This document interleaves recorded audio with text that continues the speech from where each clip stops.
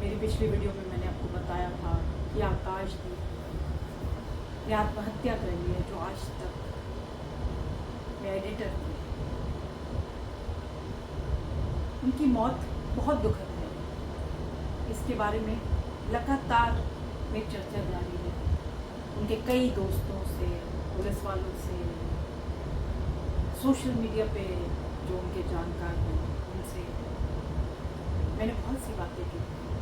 सब ने एक ही सुर में कहा है, सब ने बड़ी तारीफ की है लड़के की। एक ही बात कही है कि वो बहुत इमोशनल थे, बड़ी अच्छी अच्छी बातें करते थे और बहुत कूल इंसान थे। मतलब आपा नहीं खोते थे। कूल इंसान वही होता है जो छोटी छोटी बातों पे आपा नहीं खोता। लेकिन वहीं कुछ उनके मित्रों ने मुझे ये भी बताया है कि उन्होंने जो शादी करी थी, लव मैरिज करी थी, उसे उन्होंने सारे दोस्तों से छुपाया था। किसी को भी इसके बारे में कुछ पता नहीं था और बहुत जल्दबाजी में शादी करी थी। जो उनकी शादी थी वो तो आप जानते ही हैं कि वो कैसी चल रही थी, क्योंकि प्रताड़ना बहुत हो रही थी उनके साथ। ऐसा भी मुझे जानकारी प्राप्त हुई है। पत्नी बहुत प्रताड़ना कर रही थी। अक्सर लड़ाई झगड़े बढ़ जाया करते थे। बीच बचाव के लिए दोस्त आया करते थे। उस दिन भी, जिस दिन आत्महत्या करी आकाशदीप ने, उस दिन भी एक दोस्त आया था घर में सुलह कराने के लिए। लेकिन झगड़ा बहुत बढ़ गया और आकाशदीप अपने आप को एक रूम में बंद कर लिया, उसे अंदर से बोल्ट कर लिया और फांसी का फंदा लगा लिया। ये डिसीजन बहुत जल्दबाजी में लिया गया था। कल ही मैंने एक पोस्ट डाला था ट्विटर पे कि ऐसी जिस भी पुरुष को, लड़के को ऐसी सुसाइडल टेंडेंसीज हो या बहुत ज़्यादा दुखी है किसी चीज़ को लेकर के, उसकी कहीं सुनवाई नहीं हुई। मेरा डीएम हमेशा खुला है, आप हमें संपर्क करें, पुरुष आयोग को संपर्क करें, मेरी संस्था पुरुष आयोग को संपर्क करें, यहाँ आपको मदद मिलेगी। हम आपको काउंसल करेंगे। और सबसे बड़ी बात है कि जो इनकी डेथ होगी ये इररिवर्सिबल है, तो ऐसी चीज़ों को हमें रोकना चाहिए। जो लोग भी ज़्यादा मेंटल ट्रॉमा के में गुजर रहे हैं, वो की पत्नी की वजह से, गर्लफ्रेंड की वजह से, ऑफिस में कुछ टेंशन है, उसकी वजह से हमें संपर्क करें।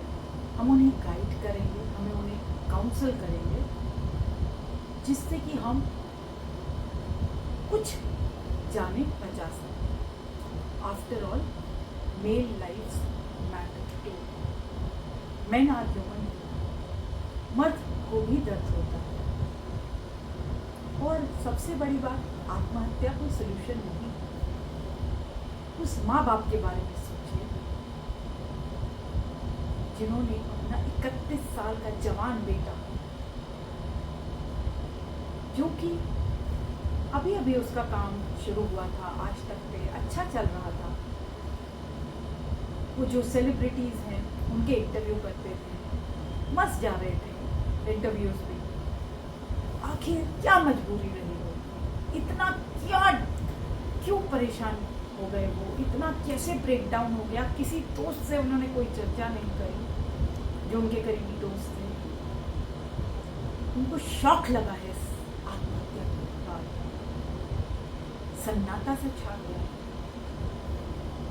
इसमें मैंने काफ़ी लोगों से और चर्चा करी है। आज भी मैं कनॉट प्लेस गई थी, वहाँ पर एक शो करने गई थी, वहाँ पर भी बहुत लोगों से इस बारे में चर्चा करी और आगे भी ये चर्चा जारी रहे।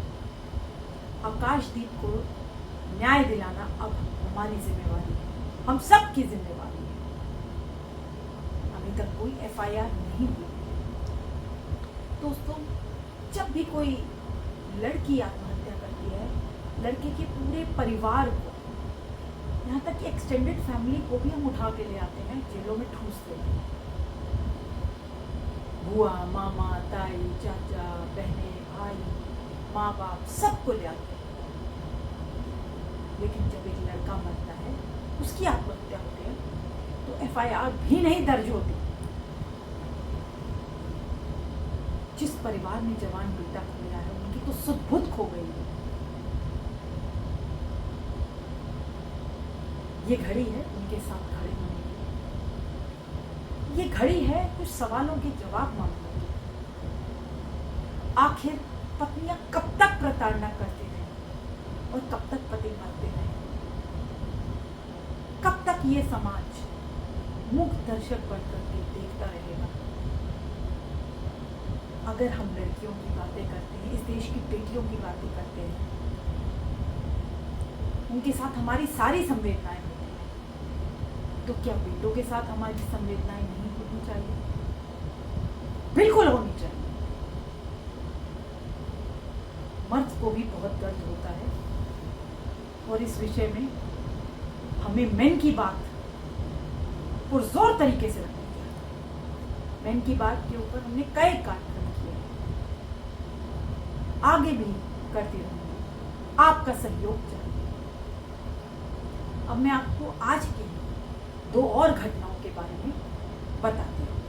उससे पहले जो 2 घटनाएं वो भी आत्महत्या की है, लेकिन उससे पहले मैं आपको ये बताना चाहूंगी कि आकाशदीप ने मरने से पहले सोशल मीडिया में क्या लिखा था। उन्होंने लिखा था, कई पुरुष भी हैं जो अपनी तकलीफ बता तक नहीं पा रहे हैं।